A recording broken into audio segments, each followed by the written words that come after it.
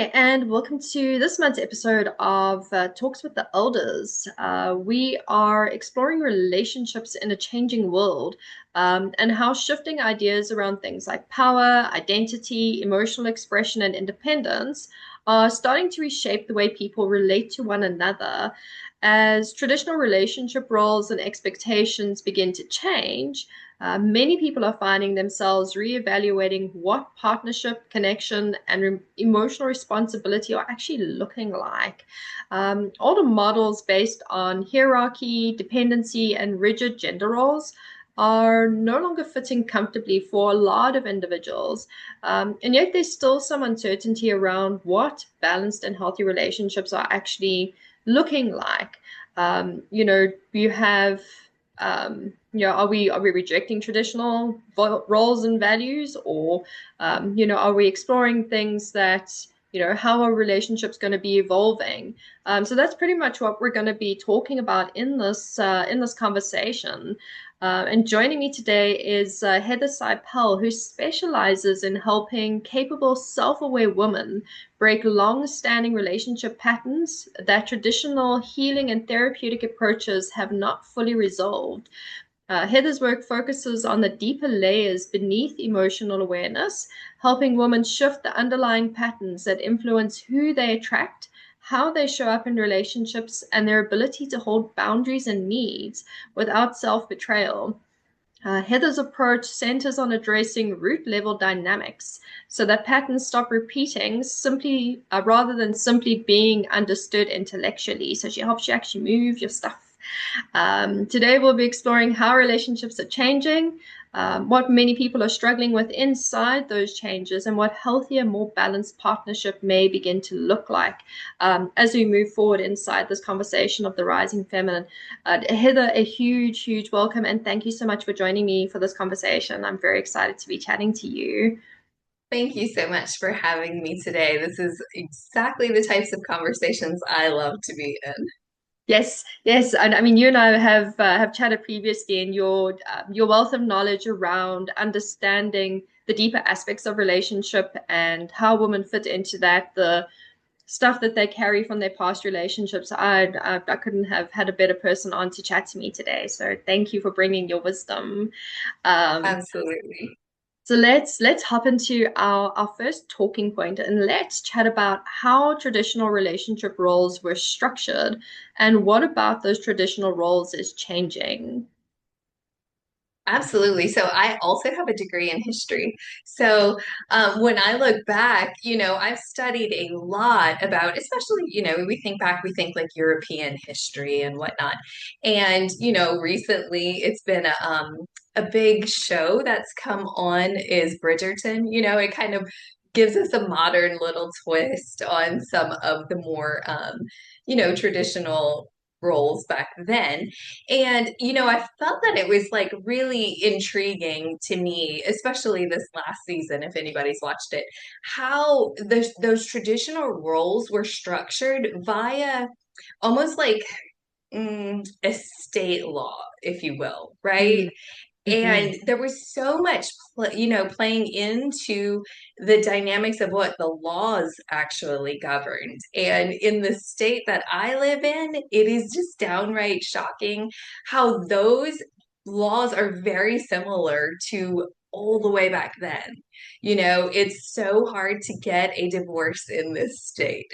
I mean, getting into the marriage is easy peasy, getting out of it, it's like jumping through hoops and can sometimes take 3 years, which Mm. is just downright shocking because they have all of these tiny little hurdles that you just don't know about until you're right there facing it. And then these little tiny stipulations say, oh, no, now you have to wait another X amount of months or whatever. It's so crazy. And I recently learned something else is that way back when they would set up estates, it was only a male that could be in charge of said estate.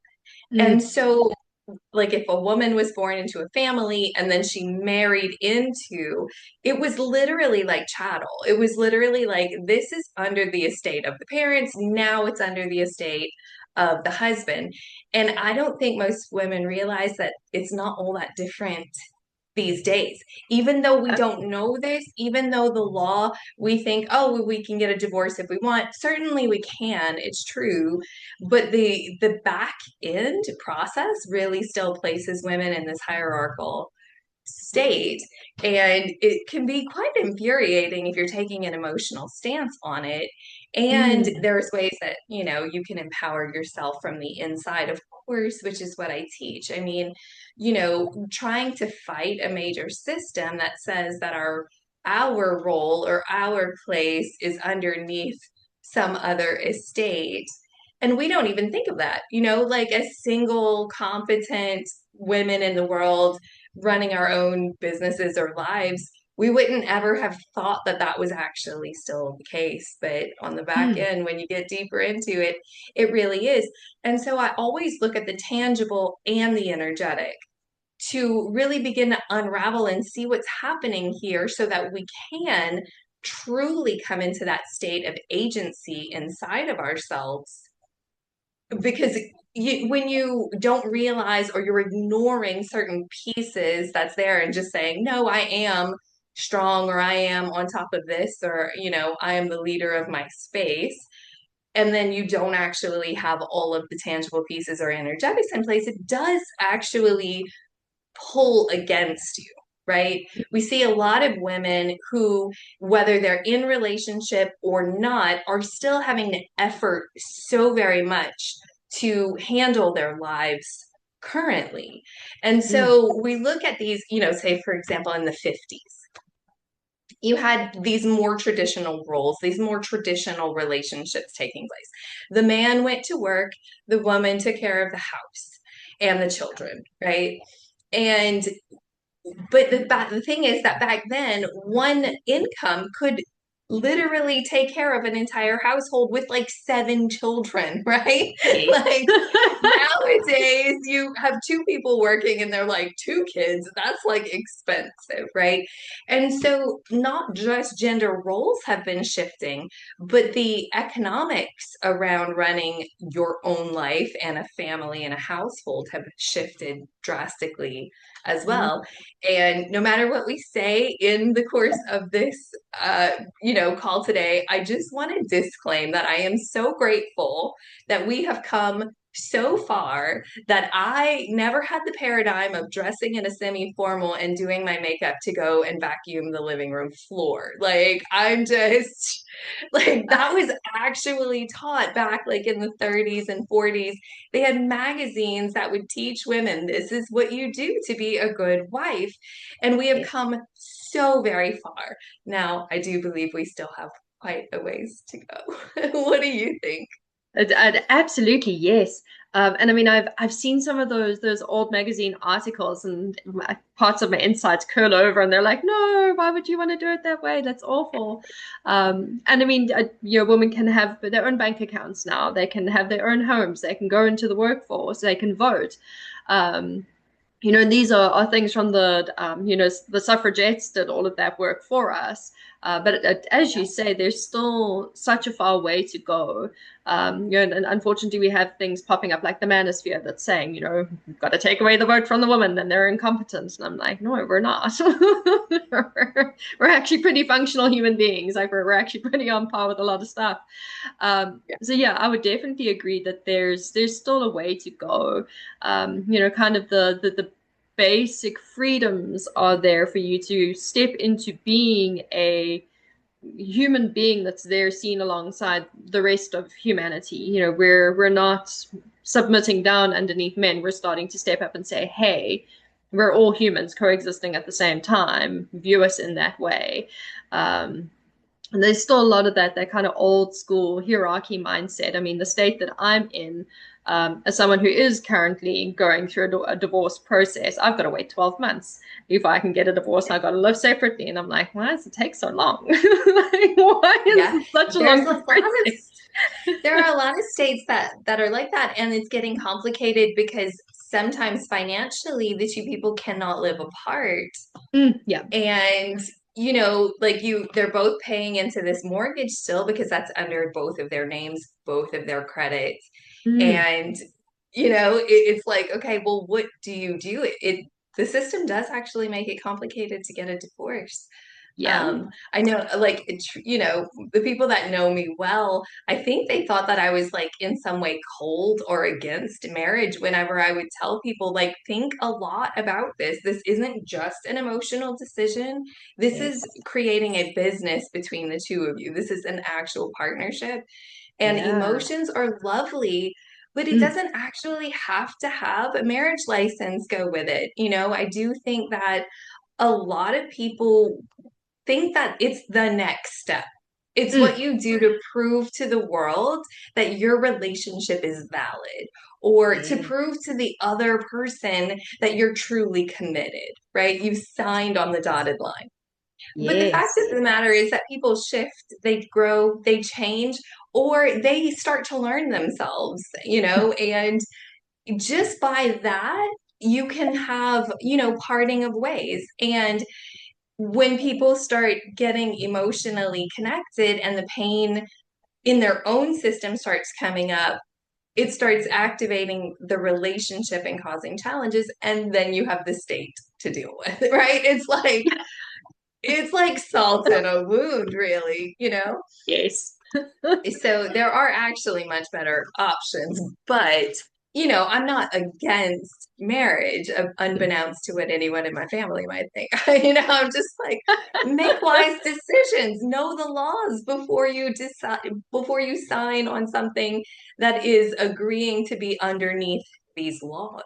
You actually have a lot of rights removed from you when you decide to become married, which is, it's confounding to me because I'm like, this is something that you choose, and most people are coming from an emotional space and they're like, I love this person. It's based on love in the beginning, and then at the end you're like, how the hell does the state get to say? It's so frustrating. How do I get rid of this person? I'm stuck here. Yes, I know someone right now who is literally like, I don't want to go and sign all of that divorce stuff because I don't want the state in my relationship. And I'm like, well, Mm. that would be the exact reason to sign the documents to finally get the state out of your relationship. If you choose to stay together afterwards, that's your decision. But until then, the state says you have to live separate and you Yeah. can't do this and you have to do that, right? So Yes. that's not sovereignty. That's not having agency anymore. And that's Yes. kind of a more traditional thing, right? It was traditional to get married. Yes. Yes. Yeah, and a lot of people really, I mean, in the my other profession is reading tarot, and that's always such a common question is when are we going to get married? And people will say, they don't want to get married, and like, why? Why don't they love me? And I'm like, no, they do. Like it's there in the cards. I Yes. can clearly see they love and adore you, and they want to spend the rest of their life with you. But they're Yeah. they're not in that traditional mindset, to them, and most of the time it'll pop up that they don't want to do the paperwork. They don't want the administrative headache. And a lot of people are still in that old traditional mindset of if we're not married, it's not real. You don't love me, and you're just going to up and leave me. But to your point, like it's a very big decision, and I think that's how we're starting to shift in our relationships. Is that we're not rushing to the marriage. I see a lot more people. Let's just be lifelong companions. Let's not have a formal marriage. Let's have a ceremony. Let's maybe do a Yeah. hand fasting. Let's do something different. But we don't Exactly. have to have that paperwork that says we may as well till death because it's just far less complicated. And I think that I mean, here in the US, obviously every state is different. I mean, I believe in Washington state, if I lived there, I could get divorced right now. There is no waiting period.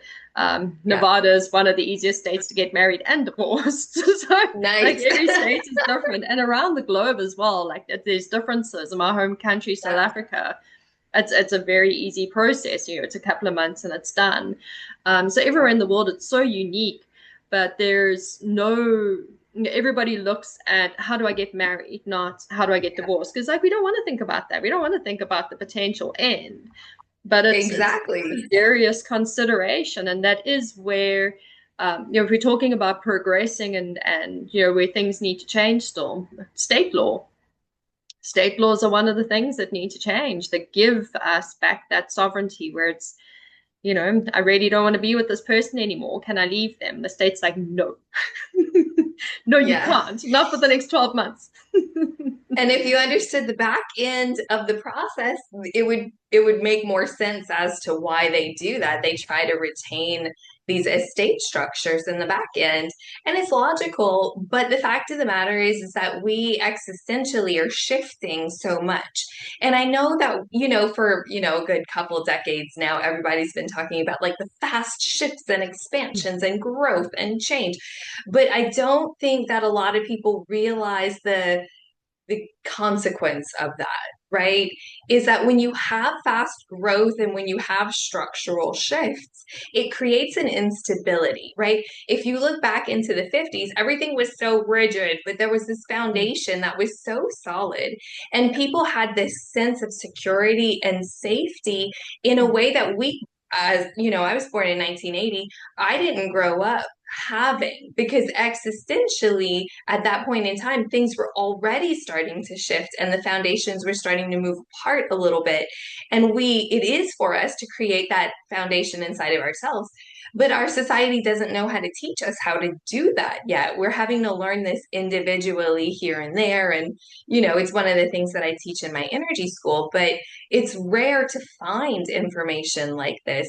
And so I can look at my grandchildren, for example, and say, holy cannoli, they are operating with such movement energy, but it's not structured, and they don't have a general sense of safety inside of themselves. I can just observe this.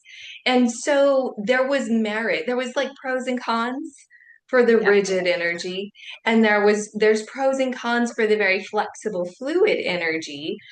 But when it comes to safety, I think the conversation shifts depending on which experience you're in, right? Back in the 50s, safety was kind of built into society. You had your finances covered by your husband, you had safety in society, the police were all on that, and like most people just didn't commit crimes in general, but you didn't have the safety of expressing yourself however you want to and move around fluidly. But it's kind of sort of the opposite now, to where we have the liberty to speak, to open bank accounts, to do our own business, to choose what we want to do, to even go out and cheat on a romantic partner if that's what we so chose, right?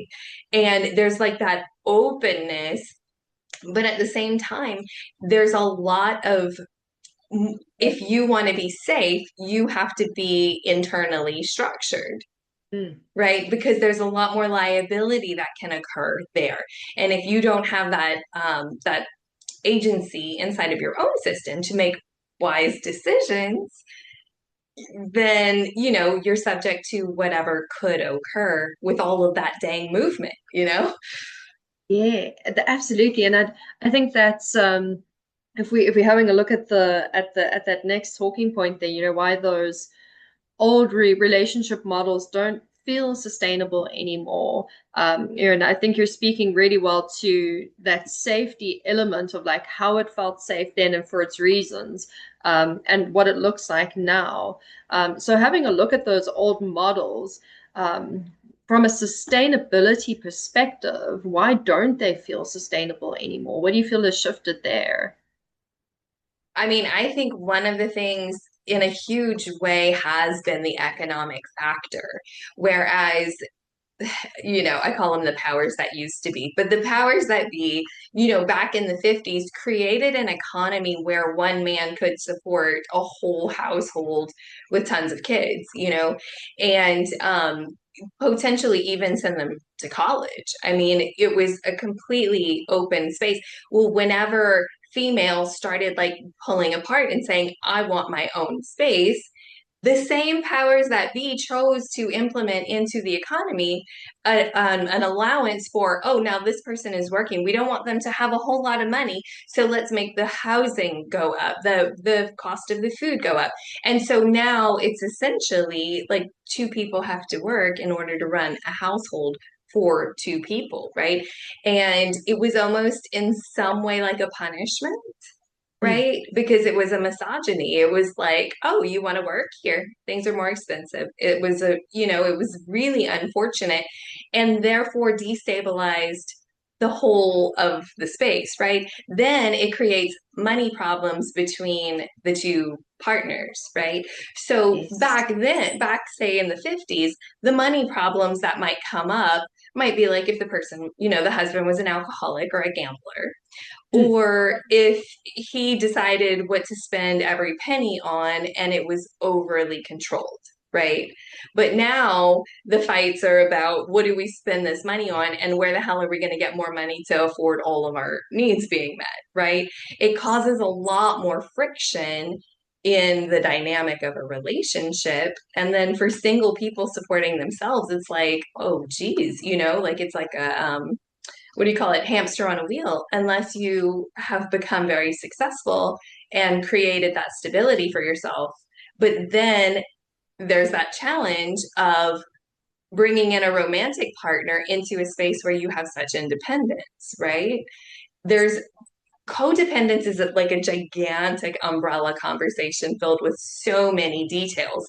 Mm. But when you're highly independent, we have to look for the ways in which we, in fact, still are codependent in order to like work those tiny little pieces, like adjust them like little knobs, like, okay, so that we can relate in ways that aren't, gonna put anybody else down or make, because sometimes when we're independent, we don't even notice when we're just handling things for ourselves that somebody actually might want to interact, and those interacting energetics can sometimes feel a little crunchy because historically we have, like, as feminine wounding goes, a lot of people have experienced that bait and hook, or Mm. it's like, oh, here, I'll give you this, and a woman's like, oh, thank you, and then they're like, okay, now I expect you to do this and this, and she's like, oh no, here's your whatever back, like, I didn't agree to this, right? And so operating via agreement is actually quite a learned skill. You actually have to take some time, turn towards it, and choose, because it can get a little tricky. And no one, I think a lot of the time people will assume that someone has ill intentions or manipulation in place, when in fact it's just completely unwitting a lot Mm. of the times, and it can cause these painful dynamics. And yeah, it's kind of interesting being able to have a little look into different people's relationships as they're coming to me and they're like, this is what we're dealing with. How do we get to this point of resolution? And I get to see like different dynamics occurring. And it's really beautiful and it's really sad sometimes, but it's sometimes quite easy to get that resolution that the two people couldn't figure out because they're so dropped into their stuff and they're seeing from their own lenses that I can Mm. say, no, that's actually not his heart's intention here. Like, he actually feels this way. I can tell. It's like it's coming through. I can feel it energetically. It's through all of his decisions. It's just that you have a wounding and a hang up about previous experiences, and Mm. you're not seeing through this lens where like he's actually just coming through in a clean energetic. And I Yes. mean, we do have a lot of feminine wounding, Mm. a lot. We've got centuries worth of it, and also it speaks to unexpressed expectations. When I teach a little bit of mindful relationship work, one of the things is express your expectations. Don't A lot of people will assume that their partner knows what it is that they're expecting from the relationship, and then the expectations don't get met because the partner's not a mind reader. And the partner might not know how exactly they want to be met in that relationship, and that just exacerbates that wound that's already there. Because we're only just recently finding our voice as women. It's we're a couple of few years in on doing that and being allowed to do that. So we don't know how to express our expectations, and then when I've Sometimes we we can't know it. We yeah. can't even know our own. We have to explore, drop in, and Mm. really be present with that. So it is Big. hard to express it on multiple levels. That's it exactly. We're learning how to be individual beings because all that stuff that's encoded from centuries past that have said you're not separate from your partner, you're not separate from your father, you're not your own individual person. Like we're still figuring that out, and I think that as the generations come in, we may move a little bit faster. But there is that figuring out, like what do you expect in a relationship, and are you sitting more in a modern day context, or are you sitting in a little bit more in a traditional context? How do you want to be met?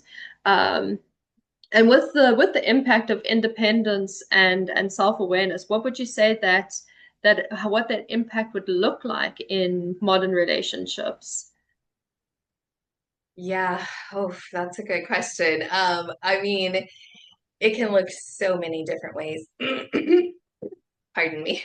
Mm, It can look just so many different ways. It expresses usually unconsciously, I would say, in a huge way. Like that's the first thing that you notice is like frictional pieces. mm. Um, okay, so I also like help people with their taxes. This is like one of Oh, my little yes, yes, tiny side things. I cannot tell you how many females have asked me, like, okay, so my husband, his filing status is head of household. And I'm like, no, you're married filing jointly. yep, And and they're like, yeah, but he's the head of the household. And I'm like, that's not possible. You're not a child. Like he and they're like, yeah, but like I'm his dependent. And I'm like, no, you're his wife. Like yes, you're the equal here. Like you can't the head of the household means you are the single parent over dependent. And yes. I still am baffled by how many women think that they're their husband's dependent, even women who have jobs. Like I'm like so surprised by this framework Wow. that yes, some people think in more traditional terms. And I think too, like the more religious and traditional that someone is with their Mm, spiritual religious beliefs, they can kind of, be okay with that a bit more than people who have like, had to be a single person and running everything for themselves for a while. That's quite like the contrast, if you will. And so, yeah, it really depends, I think, on how traditional someone is in their beliefs because it still can express especially via asking permission. Our language shares a lot about where we think we are and our positioning. mm, And just the slight little shifts, instead of saying, hey, can I do this? Saying, what do you think about this? Is just like that's two totally different energetics. yeah. That's. And we can speak just naturally and not realize what our partner is picking up from us. They Mm, may not even consciously realize it, but it's like that internal shift. Sometimes it doesn't have to be big. It's just like you standing in the same spot, but from turning this direction to straight forward, right? It's like you don't even have to change your position, you just change your perspective, mm, and it can really create a healthier dynamic. But I do think safety is just such the hugest piece when it comes to everyone in relationship, but especially women when they want something specific and they want their relationship to feel like it fits them. Those little dynamic shifts, like the way you're articulating. So some people like might ask for permission, some people might ask for collaboration, which is personally my favorite. And then some people want to like have the reign. They want to be in control, they want their partner to ask them for permission, right? And so this happens like within us, and we don't maybe necessarily know exactly correctly where we are on that spectrum on different topics, right? mm. On some topics, we actually might want to be the one in control. Like, do not make this decision without consulting me. Like, you're not good in that realm, you know? And then you're like, oh, well, this is like yours. It's going to impact your life. can I do this? Can I use this? And then in a lot of other instances, we're like, what do you think about this? How do you feel? So in different areas, it's not like we're in one spot and that's it. Mm, Throughout our whole relationship, we're right in the center. Um, I think it's just really specific to the different issues that come up. And also, shaded by the different wounds that people have. And yeah. the way that your parents and family always did this thing, and I mean, just so many other factors, consequences, like we have to Mm, factor in a lot of additional consequences that come forward. Social media's added a whole nother yes. realm of consequences. Yes. Yeah. Um, So there's a lot to consider these days, when mm, we're engaging in relationships. But I do hear a lot of independent single women saying, if it's not just right for me, I don't want it. Like, I would rather be single than deal with crap from someone else. And I always say that it's for you to go in and create the energetics inside of your system, like redecorating your room, right? Like, you wouldn't want to live in the room that you decorated when you were 8, but our yes. inner world is still in many ways just like that, and with a whole bunch Mm, of like demons in the corner, like a whole bunch of wounding and crap and stuff that our great great great grandparents lived through. And there's stuff that does actually need to be cleared out, mm, and going through our inner world can really create a lot of quick progress, I guess you can say, yes. when you start choosing that inner journey to really shift the dynamics in your romantic relationship or your relationship energy, even if you're not necessarily choosing to call in a relationship right now. You can Yes. still do the inner world work so that you can connect with a correct person for you, right? Our Mm, energetics do beam out, and we are attracted to the very things in another person's subconscious that will give us oftentimes our wounds. So mm, a lot of people end up in soul lesson relationships, and then they're like, "Ugh," like, I'm done with relationships. And I'm like, well, maybe you could go in and work your soul lesson and be done with the soul lesson, and then like yes. actually attract a high quality romantic partner. And Mm, another thing that I teach a lot about is I call it our presets. Sort of like, in your car where you have your stations preset, and then mm-hmm. you can just click to it and then you're on that channel. But there's a whole bunch of presets in our system that's beaming out stuff that we don't want. We don't want in there. We don't want that expression meeting us in our world. And we still have those all over, and they're not anything that we would choose. So, Yes. in this area, in this time in life where we're seeing women unconsciously and consciously craving choicefulness, Mm, what better way than to go inside of yourself and choose what you want for your life experience in your presets, so that you can really actually have those things, right? It's going to be mm. the best area of choicefulness that you could ever do. I think that's so powerful. And I love the radio station analogy as well. And it's, I mean, Joe Dispenza talks about that in his different books. You know, if you're looking in the quantum field, what you are is what you attract. You know, and breaking the habit of being yourself, you would break those radio stations.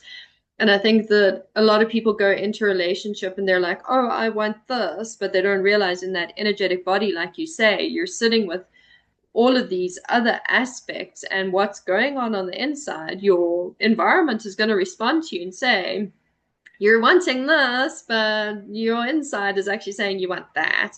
You Yeah. know, so know yourself as well. And I think doing that self work before, if you're not in a relationship, prime time to do it, because you have that you don't have someone else in your space to kind of have that crossover of like, is this their stuff? Is this my stuff? And if you're in a relationship, it'd be even more so to do that type of work. You know, why are you consistently attracting the same thing? I get that question a lot over the years in reading cards for people and doing coaching for people. You know, why do I keep attracting the same type of person? Have you looked at yourself like on the inside to see what's going on there? Yeah, people don't take the energetic body into consideration. It's kind of just the the heart and the physical part of the body, or just the mind. But there's this other layer to us as beings, and it's the energetic one, and that's one of the more magnetic parts of us, right? Mm, That's right. And then we can choose to adjust it. That's mm, where I hang out, right? I found when I found energy work, I was like, this is the tools that shift everything. yes. And, I was thinking recently, I was like, in a kitchen, like just to make one meal, do you know how many tools we use? I mean, there's the pot, there's the plates, there's the cooking utensils, there's the utensils that you're going to eat with, there's the knife to chop things, there's the cutting board. There's so many dang tools that we use. And that's just to make a meal. I mean, then there's keys and light switches and chargers. I mean, we have tools for everything. And when I find that a lot of people learn energy work and they learn a few tools and they're like, I am God, like, like I know, we've all been there. I get that. And there are tons more tools because the more tools you have, the more you can navigate. And whenever you understand and can interface with the energy body, then you can shift those types of things. And different energy work will do different things, right? One of the things I love is studying the ramifications of what you can do with a particular energy tool. And Mm, what I notice is when people don't like go to the next skill set level required, they can't see the top edge of what that tool can do. But when you go to this next type and you look back and you're like, oh, that's why this never worked for that. It's really for this. And so it's like sorting it into like tools in different mm, ways. It's like your colander is not going to be what you eat soup out of. It's like yes. it's different purposes, and our different energy tools do different things. But also there's so many layers of the energy body that you can work with, right? A lot of people work in the field, which is like from the edge of your body out, and that's super great for like past kind of stuff, old stuff, other people's energy, and these like really ready to go, easy to shift kind of things. And then you start going inward, and you have like your inner child healing and your shadow work kind of stuff. And that's when you start getting into like the I'm working inside of me kind of place. Then you've got Yes. like the next level of work that you can do, which is like repairing your energy body and creating shifts in the flow of how you yourself operate. And Mm, then there's where I like to hang out, which is the operating system level, which has got all these presets in it. And so there's a lot that we can do to shift dynamics that is far more than, a couple going into therapy and sitting on a couch. And mm, quite frankly, I understand why men don't like doing that. A yeah. lot of the times men are made wrong when in fact it's the female's energy body that's got so much pain and suffering on it that the man can't interface with it, in a very smooth way. And men shut down really quickly because if a man doesn't leave you at a state like that, he'll go into shutdown mode because he's like, I don't want to leave you. Like, I want to be here. And also, there's literally, you've left me no latitude. So I'm just Mm, going to be here stationary. And then yes. the woman's like, he's not doing anything. And I'm like, I get that. And let's give him some space. Let's make some healing happen in your system so that you're not triggering. And I mean, I really do see a lot of relationships where the female set up landmines all around the male. He cannot move without stepping on a landmine. And we don't realize this. And I'm kind of chuckling about it because I'm like the little analogy of he can't move, that's cute. But really, in actuality, it's deeply sad and it's Mm-hmm. highly painful, you know. Yes. And it's those moments where it's very, very serious, and we take it very, very lightly, and that's one of the reasons that I've been talking a lot about the energy transmissions that I've started putting up on my website, available for sale, because it defrosts the energy body and it can really alleviate a lot of that pain that's Mm. happening, those old pains that this romantic partner didn't do. Yes. Maybe he stepped on a landmine and activated an old wound, right? But those old wounds are there inside of us well before we ever meet that person, right? Yeah, absolutely. That makes so much sense. And let's keep with the emotional line of chat here, and let's talk about why emotional unavailable dynamics continue to repeat after healing work, and also the difference between healthy compromise and self-abandonment. I love those two. Okay, so the first one is quite simple to me. It's like, okay, so when you work through the healing, which is like making yourself feel better, right? You're like, I understand this. I've gone through this process, whether it was like a medicine journey or you were doing your own energy healing processes, and you're like, okay, I can come to terms with this. I can be with it. Pardon me. You You're haven't doing a lot of adjusted. talking. You're fine. Okay. You haven't adjusted your preset. So you still can't receive the levels that you desire on different things, right? So that emotional abandonment or unavailability that you're experiencing in someone else is because your system isn't open for that. And I track things into like the minutia, right? It's like, okay, when can you receive emotionally? Oh, okay, Mm, from this person who's in this situation, so they've got no liability of this for you, right? You can receive that from your friend, you can receive that from maybe your mom, maybe even your neighbor.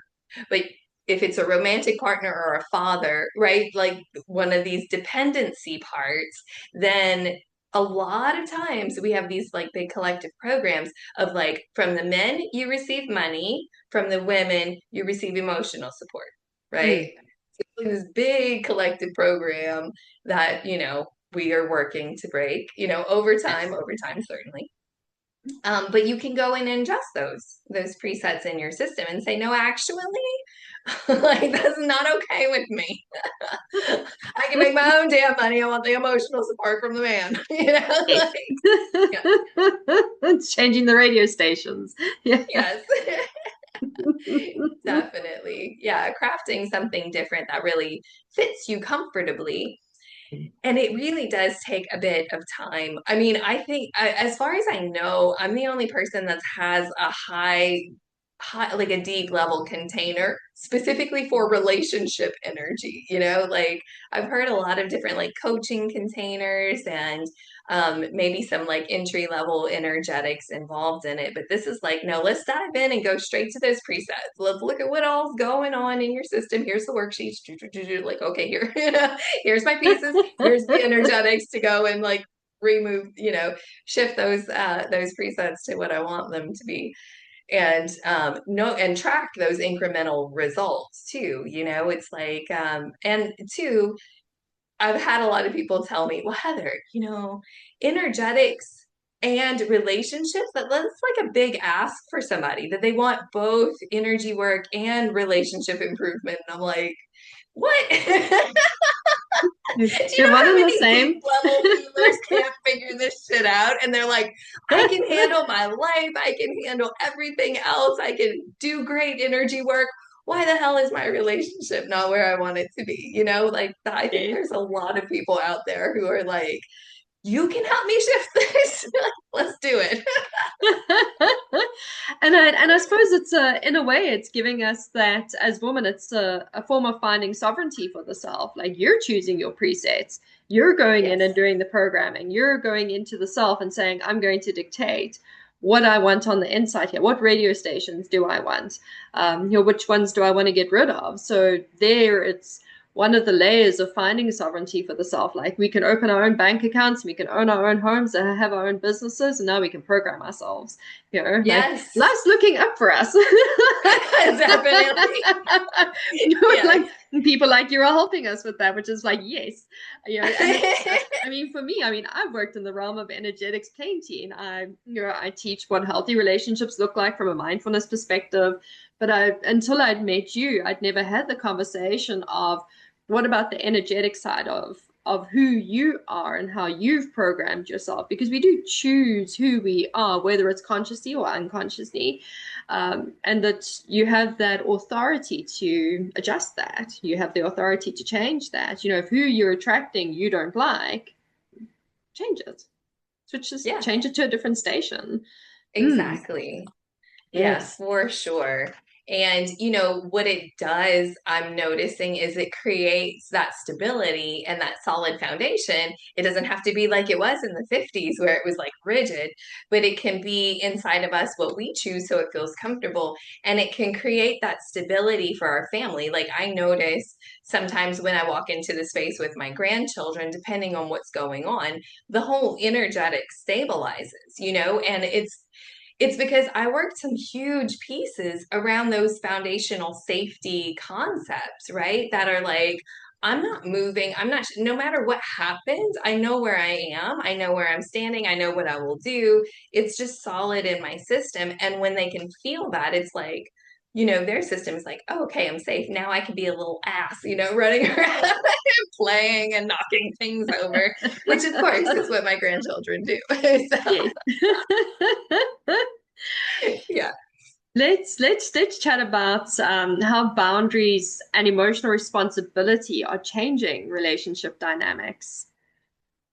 Yeah, it is. Well, okay, so here's one little piece that I know a lot of people don't really know, and it's been through many, many years, if not decades of observation.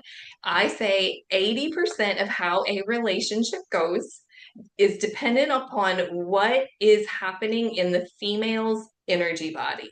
Mm, And so you can see this when you compare different relationships, where that man will choose to step and will be brazen enough to do is very different in this relationship than it is in this relationship. It's because the different females have their hard nose mm, at different places. So this one will go into places where they haven't developed that hard no yet.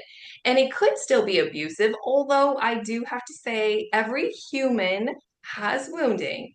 mm. Therefore, in our areas of wounding, we are abusive to others. If you can Yes. acknowledge that and say our wounding causes our abusive pattern. So I know men are being like pegged and like put up on a cross for being abusive. But I do believe that when women can hold their own and be solid energetically in a spot, no man is going to penetrate that. And I've seen it happen over and over again with highly abusive men um, in a relationship with somebody that I care dearly for. I walk up and all of a sudden that man changes demeanor like in a split second. And this has been happening for decades, and Mm, he'll be like, hi, Heather. And I'm like, you know, like go away, But right, I mean, you just beat the crap out of my dearest friend, like 2 days ago. I mean, like, don't speak to me. mm, But their demeanor shifted drastically just when I came into this space, and my energetics are a hard no for physical abuse or verbal abuse or financial abuse and mental abuse, mm, right? Like I've got those locked and loaded. And the more that I've shifted my presets, the more that I have of those in my system, right? So when we look at someone else abusing us, I really do look at the energetics of impenetrability. When mm, all of you are on the same page with this particular thing, no one is going to pass that. Not even police officers or judges, or like I've seen amazing situations hold steady, right? mm, But then with people who didn't have those energetics solidly, they could be, in a state of abuse or danger, right? So Mm. when we have boundaries, we can see it, people honor it. It's just there, right? Yes. But you, all of you, mind, body, emotions, energetics, have to be all on that same page in order to create a boundary. So Mm. going to a counselor to have better boundaries doesn't make sense unless you're also going to somebody for your emotions and your energetics as well, right? Like you have to get all of them landed in place in order for it to hold, but you will be safe, Mm. right? So the more that that happens in society over the next coming decades, the more we'll see relationships come into balance and harmony, because it's sort of like that old saying, good fences make good neighbors. It's Mm. like, you know what's yours and what's mine, and here's the line, and nobody then has to question it. It never becomes an issue. And you Mm. see this a lot in money conversations and sex conversations, is Yeah. that women don't know where their boundary is. They don't know where their own edge is. And then they will, whenever they feel uncomfortable, they're like, my boundary has been crossed. Mm. But technically, that's not actually what happened. What happened is we need to learn ourselves and create that boundary and be all on the same board, right? Instead of blaming someone else. Now, when you have really very real lived situations, like, one of my friends who got like beaten up, you're like, okay, that's drastic. Yes. What the hell do you do there? Mm. And as we're looking out through society, there's not all that many people that's going to become an advanced energy practitioner and set their presets correctly, right? I Mm. think there's a way that we can hold our own, especially as practitioners, and create that energetic that other people can kind of feel off of us, and they can Yes. kind of like orient to and pattern. And then over time, our society will grow and shift. But until we figure out how to teach people to create those internal safety pieces, we're going to have a society where there's a lot of liability, right? So this is a Mm. long existential trajectory. I know we're like, oh, all the good vibration, high vibration is going to come in and like make everything all better. But really, those boundaries are in you, and they're very Mm. grounded. It's the things you need to learn about you and put in place. And people would like to go and pop off into the ethers and have like a whole, journey and meet some guys. And that's great. That's great. But the shifts are going to happen first and foremost with the people who create that inside themselves. Yes. And everything you're saying makes so much sense because we have been programmed to be told where our boundaries are over the centuries. I mean, marital rape was okay, until a little couple of years ago. In fact, I think in some states Yep. it's still, that is Yep. still okay to happen. So Yep. the society has dictated the boundaries for women for so long that there again, here's our sovereignty coming in. Sovereignty is more than being able to open your own bank account and own your own home. It's about being able to set your own boundaries, and it's not just verbalizing the boundary and saying like, no, this you can't cross Right. here. Saying it and being it are very different things. And Yep. it's got to be on all the levels. Like your mind must be programmed to that, your body must be programmed to that, your energetic body definitely needs to be programmed to that, so that it is that hard no. Because a boundary essentially is, one of the best ways it was explained to me is that that is the fence around your yard, and that is what keeps the shit out of your yard. Your neighbor's a shitty person, they're going to throw trash in their yard. Like, cool, you do you, but you don't bring Right. that into my yard. But standing at your fence and shouting at your neighbor like, stop throwing your shit in my yard, and they're like, what are you going to do about it? Because you're not really Yep. enforcing it. And you've got to have all of those in place, absolutely, like you're saying, because hurt people will hurt people. It's a I know a lot of people have resistance to that saying, and they're like, no, that's a cop out, but it's human nature. Hurt people are going to hurt people because they're not doing the work. They don't know that they're hurting. They don't know what it is that they're doing half the time. So Yeah. being able to shift the self on all those layers, and it is going to take some time because women have been so programmed to have no boundary, accept less.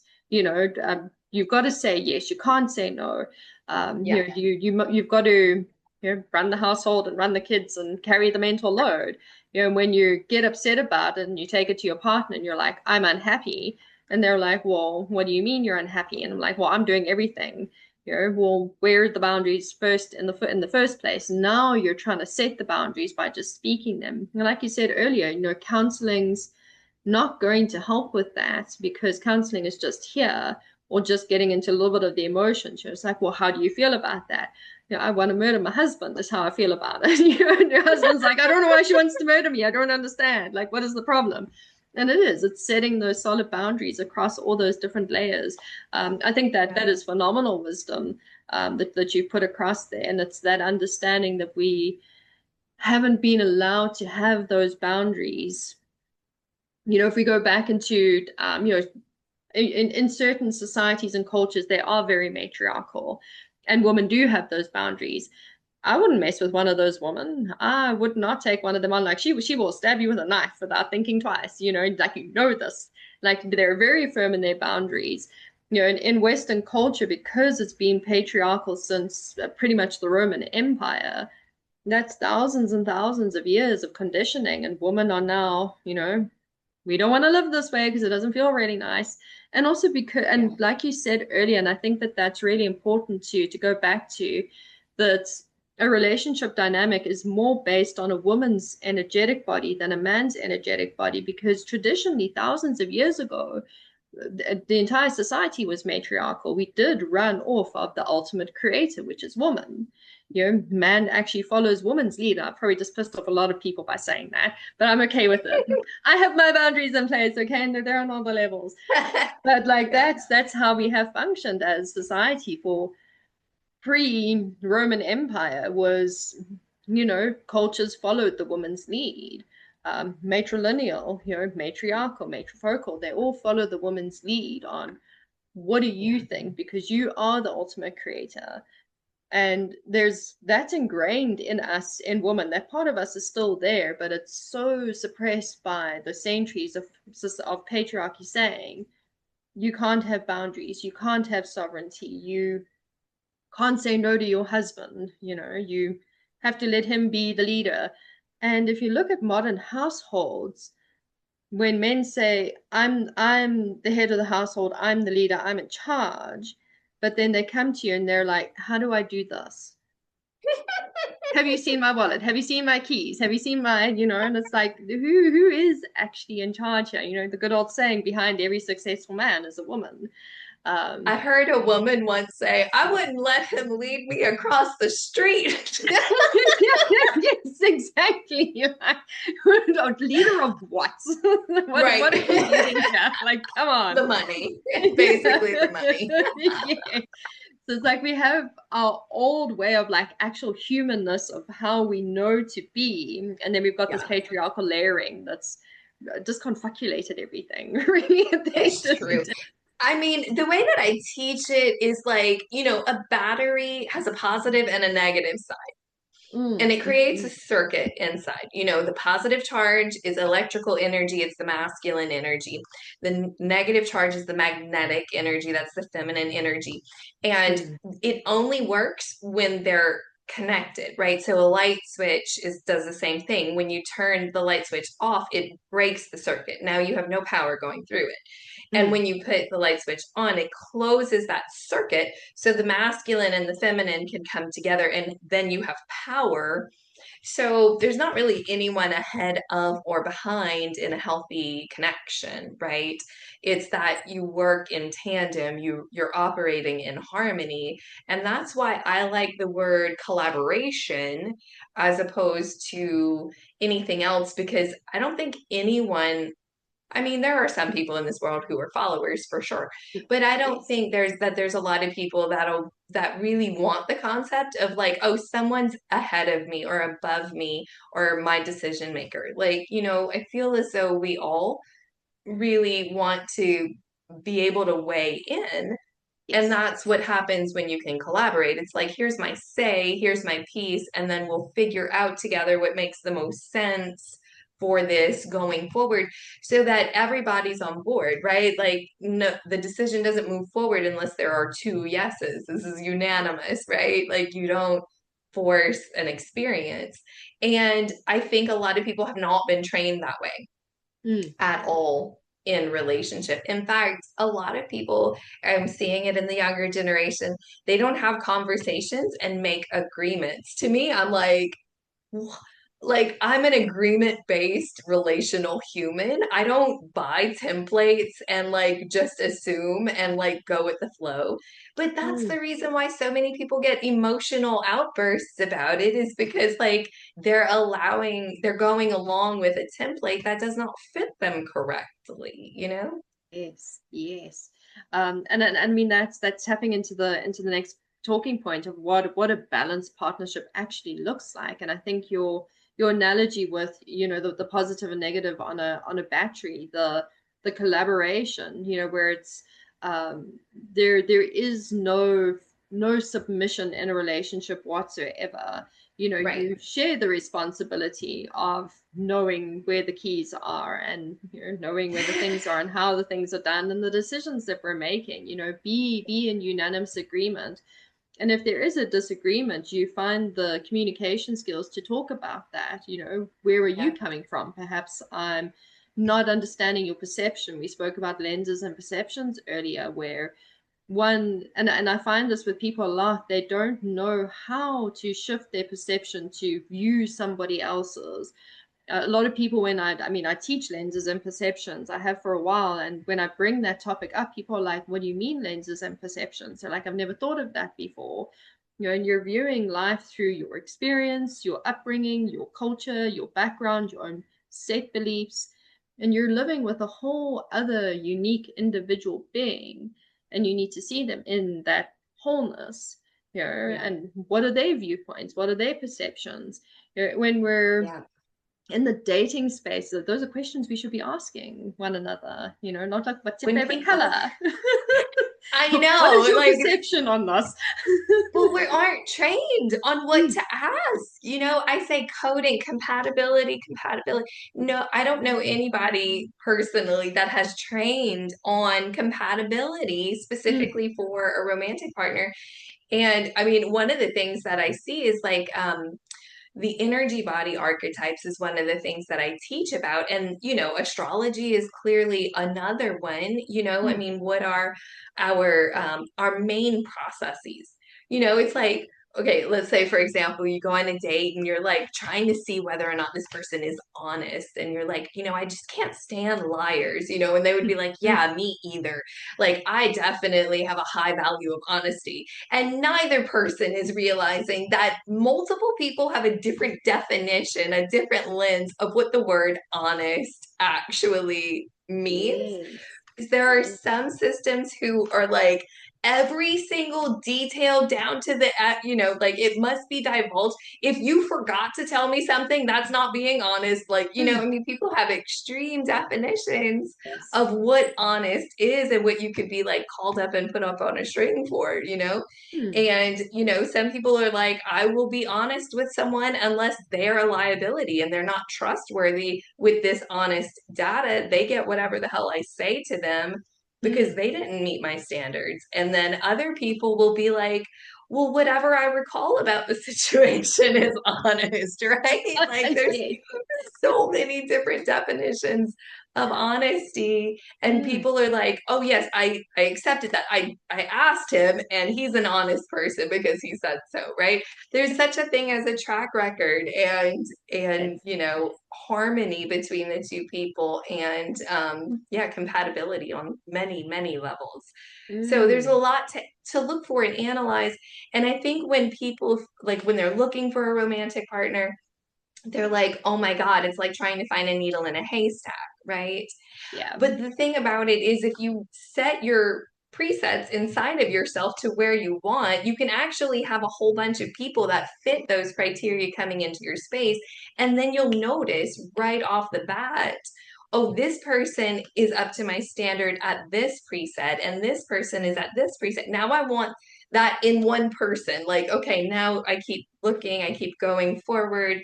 And then eventually you'll have a line of people that meet all of your presets, your current presets. And then you know what to look for. You've already, done the work. And then at that point, it's just like, well, which flavor do you want it to be in? Which color? What flavor? What do I Yes. use? Yeah. And now it's just like picking ice. Cool, you want ice cream. Like which one? Exactly. All right, hitting into our last talking point. How can people begin building relationships that are rooted in mutual respect and emotional maturity? Mm. Start to have emotional maturity ourselves. I mean, we all want to That's say a that we both. do. But every damn time that wound comes up, I'm telling you, it's like, bam, we are 4 years old again, Yes, it starts with the self. It does, man.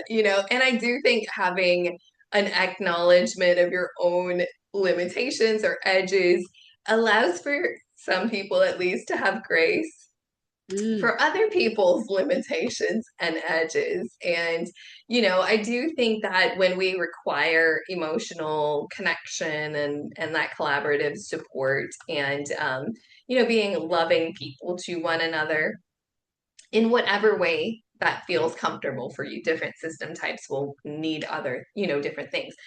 But whatever that way is for you, I do think when you just simply like require that in a person, not from a mind space, just like I don't jive well right with somebody who isn't that way, so I'm not going to continue an interaction with somebody who isn't emotionally supportive. That was mm, one of the presets that was always in my system. Now, a lot of people say you date your dad, like a template of something that was inside your father. And my dad was just not an emotionally connective, collaborative person. He was one of those people that was like, it's my decision and everybody's going to do what I say. And it was like really like rigid. It was like that 50s energy of like, mm. steady, real steady. And I do appreciate it now. I mean, I didn't appreciate it when I was younger, but I appreciate the steadiness having been there now. But none of the people that I've ever dated was ever emotionally unavailable or non-supportive. They were like some of the most loving, kind, sweet, gentle, connective people ever because my Mm, system was like, no to that. I've already experienced it and I'm good. I'm good with that. I want this. And I yes. chose, and it was not something that I had to go in and adjust my preset on. Thankfully, I did have that one landed of whatever, of my own choicefulness, because there's Mm, different layers.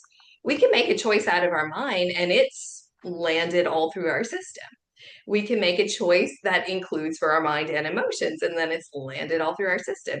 We can do an outer ledge of our energy body and our mind and our emotions, and then it works. But some things need you to go deeper into those, layers because mm, people who don't know how to do energy work can do this to a certain degree, right?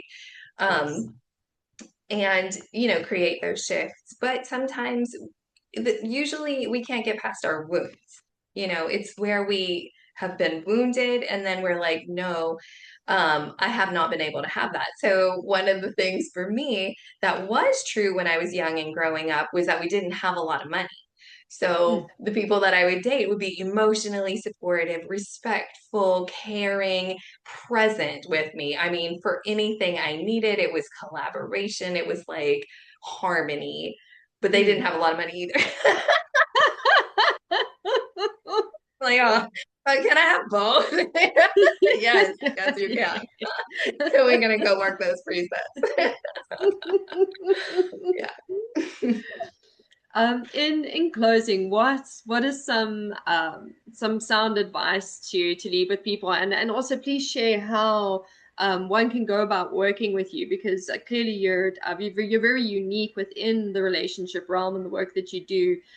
So last little bit of advice, and then how one can actually go about working with you. Yeah, so my last little piece of advice is learn your coding, and look for those compatibility factors of what you would need. And do your best to be in your agency without a whole lot of emotion. Just remember when you're really upset about something, or you really or like frustrated, this is going to be the least likely that you're going to get what you actually want. I know a lot of people teach to come out of that energetic and breathe fire and create it, but fire's very, it could be a very damaging and destructive energy, and you could have consequences you might not want, on the back end of that. So the Yes. best place to make decisions is through a non-charged, where you feel yourself like kind of in your center, where you're like, this is the wise thing to do. It's Mm, clear, you know, and just sit with yourself more if you have confliction around it. If you're conflicted, that's data. Figure out mm, how and why you're conflicted, and then you can move forward properly with agency when you're ready to. And where can people get in touch with me? Well, first of all, I have a freebie offer, that's a mini energy transmission to defrost all that pain and suffering off of our system, to get our energy body a bit more fluid. I didn't explain it too much today, but you can probably find me around the socials talking about it. Also, I have a Facebook group called Modern Consciousness. You can always come in and join and hear me teach about energetics in there. And my website, where you can find my energy school, is my first and last name. So heathercypel.com. beautiful, beautiful. We'll drop a link to your freebie down in the description as well. And all Heather's links are there as well. Heather, a huge, huge thank you for this conversation. It's been incredibly enlightening. You come with such a unique perspective to relationships. And that healthy dynamic that we can have in relationships, and how as the world shifts from those traditional 1950s to what can we actually look like as a couple, so in relationships that are evolving alongside that broader shift that society is currently going through, women stepping into their sovereignty, finding their agency. And this is really the work that you do, is such a beautiful way for women to go about doing that. So thank you for doing the work that you do, and thank you hugely for being here to share your knowledge with us. um, I will be back next month with another conversation. I'm chatting to um, Chad Peterson, and we're going to be discussing about men's role in the feminine rising. So please do tune in for next month's conversation. And yeah, thank you to everyone for joining for this very enlightening episode. Um, I'm sure I've upset some people, and some of the things I was okay because boundaries. Totally. Thank you for joining for another conversation with Talks with the Elders, and I will be back with you next month.